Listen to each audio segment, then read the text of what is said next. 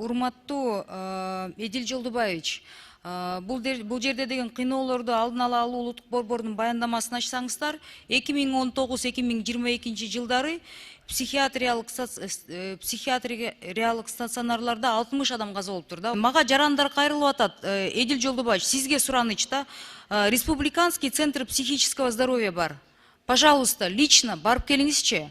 Ошонун ичиндеги шарттарды көрсөңүз, это и есть пытки. Бул биринчиси. Экинчи корпус бар Донецкийдеги. Эми психикалык жактан оорукчан адамдарыбызды бир анализди тапшырыш үчүн бир зданияден экинчи зданияга алып барганча, если у них кашель болсо, пневмония өтүп кетет экен. И биякта как раз мына кыйноодо айтып атасыздар. 33% заболевания легких. Конечно, у них заболевание легких будет. Кечиресиздер, бул кандайча да?